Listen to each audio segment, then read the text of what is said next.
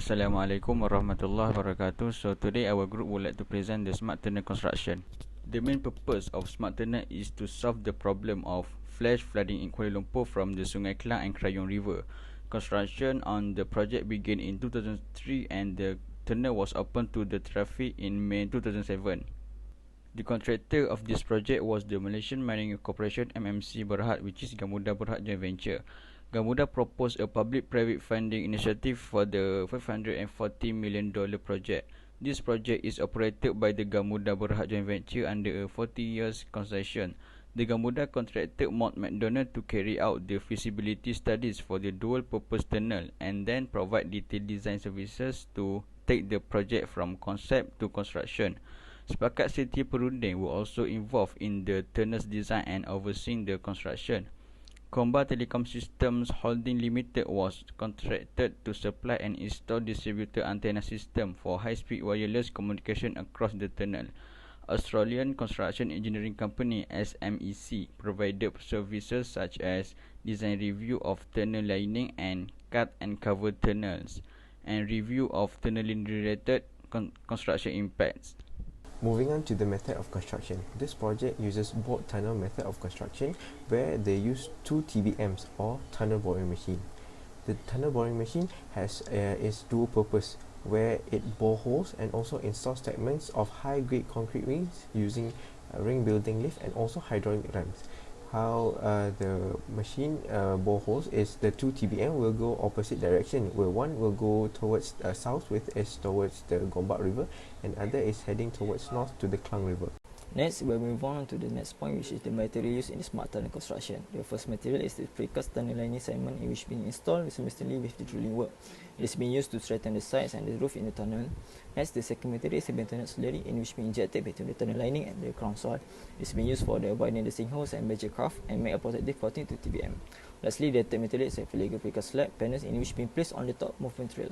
It is being used to provide bonding to movement rail and react as soffit to double deckaway motorway. The slurry shield TBM is used to dig the smart tunnel. There are two TBM employed in this project known as Tuah and Gemilang. This TBM consists of four parts, which are rotary head cutter. It is made of tungsten disc and used for rock excavation. Second is bulkhead. It creates a pressured bentonite slurry shield that prevents the surrounding soil from collapsing due to groundwater, which causes sinkhole. Third is hydraulic ramps. It is used to control the forward movement of the machine as well as to align the machine so that the deviation doesn't occur during the impact of the tunneling work.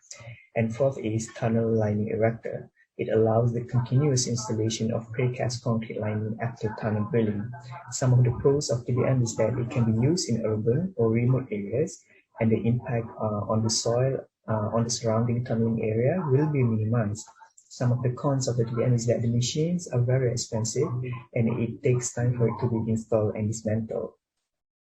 Now I will continue with the next part of the construction technologies for this presentation. The smart tunneling project consists of 95% using the TBM machine and only 5% using cut and cover method. This method was very effective until the invention of the TBM machine. The main principle of this method is by excavating the ground along the route of the tunnel and construct the tunnel and bury the tunnel by backfill the route with earth and compaction material, for example, sand or quarry dust. The advantage of this method is by the first one, it is relatively inexpensive and usually used for subway construction, and it is the primary choice of underground construction when there is no limitation on ground traffic and environment. On the other hand, for the disadvantage, it cannot be used in the urban areas with high skyscrapers, and the noise and vibration that are created from this tunnel have a great impact on urban traffic and residents' life. First problem that arises, which is geology formation. Reported that to build this Arsenal smart tunnel, they face a challenge where they need to identify the method of excavation. This is because during the excavation process, that will take place where it needs to go through the different soil structure, which they identify that they need to dig karst limestone irregular bedrock with varying loose alluvial soil. This also caused to the next issue which is unstable structure. As we know, it use a deep excavation. They need a extreme care, which rather it consists of solid structure. It feed a lot of cavity with some part of underground to be collapsed. We also use TBM, which is a need of extreme care when bumped to the underground structure. Okay, we move on to the next issue, which is the escape route. For this project, there is a lack of escape route for tunnel workers in case of emergency, and also the lack of oxygen during the working in the underground. And the next issue is the crime with underground facilities. So the site during the excavation phases of the tunnel, the site is completely full crammed with the underground facilities such as electrical wiring and pipe services, which any damages which cause unnecessary costs. And there is also a existing foundation set, and if the any collision to this foundation will cause unnecessary damage to the existing building. And the last one is the issue with the property law. According to Malaysian property law, the owner have the right beneath the soil of his property. Therefore, there is need of a compensation to the owners in order to continue the construction of the tunnel. To overcome the geology formation problem, they use a TBM machine as it has a minimal impact on the soil geology and groundwater sources. They also use a borehole logging method where it lowering down a probe into the borehole that has been bored using the TBM.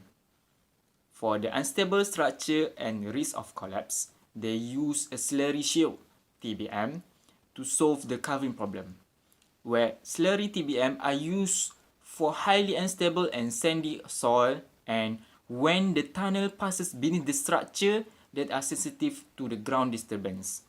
They also use a microgravity method where they measure minute changes in the force of the Earth's gravity. This method is very useful to locate the voids in the ground to determine whether further treatment to be done in order to avoid any collapse, any soil collapse in the event of tunnel works being pursued. So for the escape route, the solution is the tunnel is fitted with escape route every 250 meters for emergency. Then tunnel boring machines featured two bogies that house ventilation equipment for oxygen supply. Then four ventilation shafts for oxygen supply were installed in the tunnel for ventilation purpose. So crammed with underground facilities, the solutions are the options to use TBM that designed to eliminate the arising sinkhole problems during construction and publish information to identify underground services on site to prevent services lines and building structure. Then the property law, the solutions are the owner of the land only has right for underground depth to 10 meters only. And then the authority must look to the liable party if there are damages to existing structure during construction, whether on surface or underground. I think that's all from our group, and thank you.